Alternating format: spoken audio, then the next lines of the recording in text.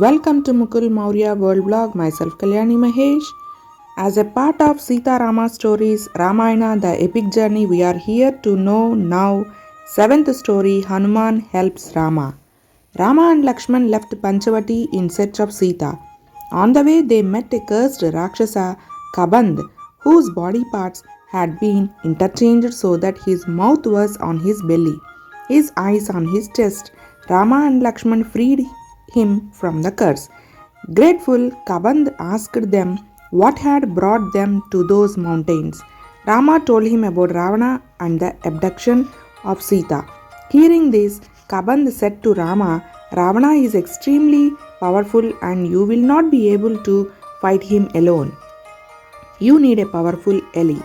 Go to the Rishyamukha mountains and find Sugriva. Both of you can help each other. So Rama and Lakshman proceeded to the Rishyamukha mountains. When Sugriva saw Rama and Lakshman coming, he asked Hanuman to find out what they were doing there. Hanuman sped off to the foot of the mountain disguised as a monk. The moment he found out that the two were Rama and Lakshman, he immediately revealed himself to them and took them to Sugriva. Hanuman, the mighty son of the wind, carried the two brothers on both his shoulders and flew off to the top of the mountain where Sugriva sat waiting for him. They were both welcomed warmly by Sugriva. As they talked, Sugriva was sympathetic towards Rama's plight, and so was Rama towards Sugriva's story. They both realized that they could help each other and were suddenly filled with hope. Sugriva did his best to comfort Rama. He too was reassured by Rama that he would help him attain back his kingdom and kill his brother. So they made plans accordingly, and the very next day they set out to fight Bali and attain back the kingdom of Kishkinda. They stationed themselves outside the gates and hid themselves behind the trees. Sugriva then let out a mighty roar challenging Bali to fight. Bali heard the roar and charged out to fight with his brother. A fierce battle started between the two brothers, ready with his arrow set on his bow. Rama watched the battle from behind a tree. However, the two looked exactly the same. Rama got confused and could not shoot the arrow as it might have hurt Sugriva instead. Rama advised Sugriva to wear a garland around his neck so that he would be able to identify him. Sugriva again gave out a roar. Bali stormed out, racing like a lion. The two mighty brothers pounced at each other with clenched fists and glaring eyes. Sugriva fought bravely against the much more powerful Bali but soon grew tired. His body bled from several injuries. Seeing Sugriva unable to fight anymore, Rama picked up his bow and shot an arrow at Bali from behind the tree. It struck Bali's chest and he fell down on the ground with a thud. Bali looked at Rama and asked, "Oh valiant Rama, why have you killed me in this unethical manner?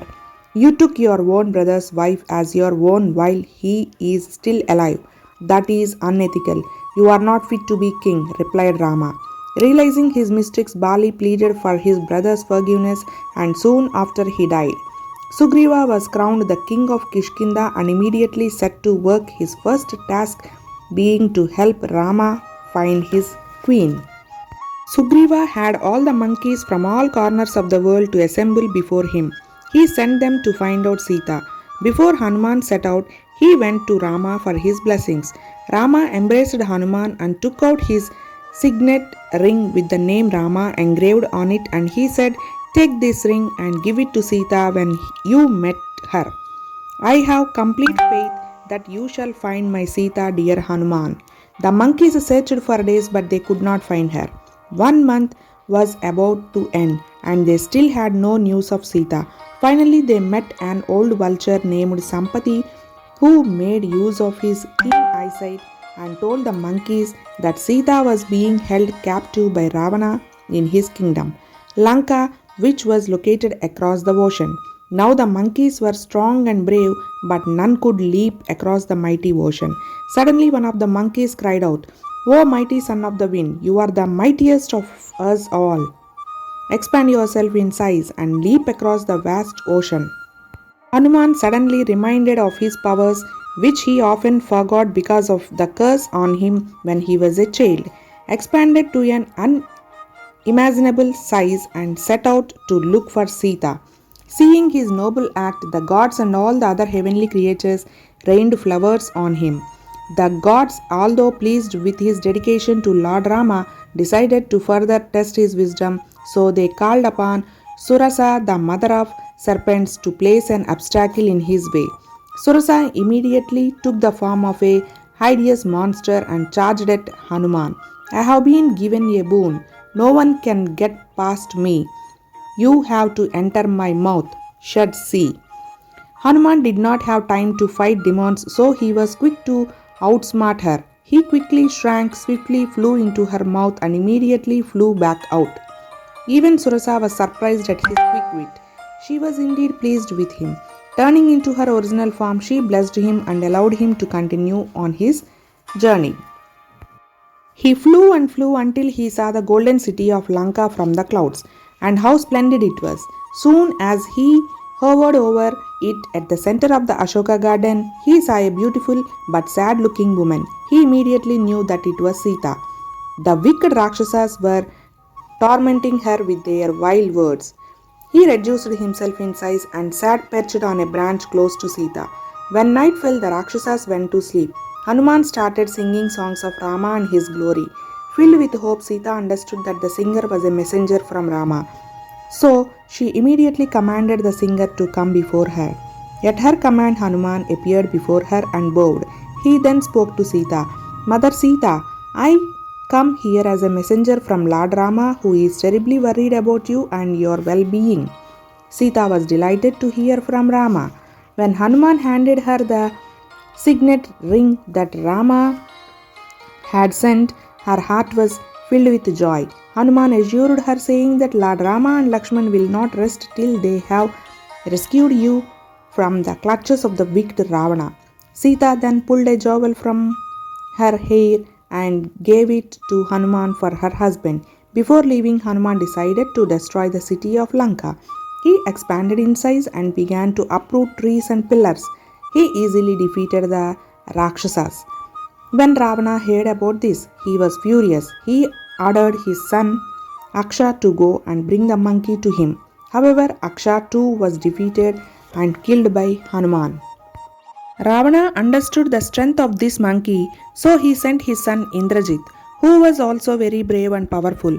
Indrajit charged at Hanuman, but even he could not move him. He finally took out his Brahmastra, the invisible weapon given to him by Lord Brahma, and shot Hanuman with it. When Hanuman realized that he was struck by the Brahmastra, he surrendered out of respect for Lord Brahma. Indrajit quickly bound him with ropes and presented him to Ravana in his court. Sitting atop his magnificent crystal throne, Ravana shouted, "O fearless monkey, tell us who has sent you here." Hanuman answered loudly, "I am a messenger of Lord Rama.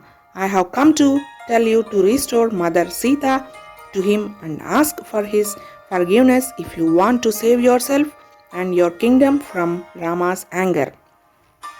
Ravana was very angry when he heard this.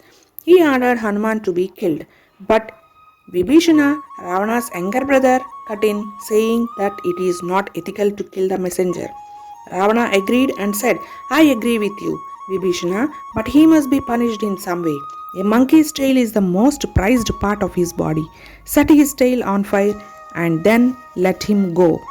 Ravana's orders were immediately followed, but as the Rakshasas were trying to wrap Hanuman's tail with cloth dipped in oil, his tail kept growing longer and longer.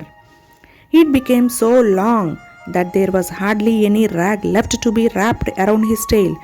Just then it stopped growing and Hanuman's tail was set on fire.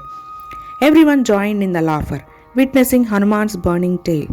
Taking advantage of the situation, Hanuman broke free from the ropes and started creating even more disorder within the city. He ran atop rooftops, palaces, and all sorts of buildings, burning them all as he passed by. Soon the golden city of Lanka was in flames. So if you are for the first time to visit my channel, go to description box and click the link, and please do watch and listen the Epic Journey Ramayana stories #1 to 7. Bye bye.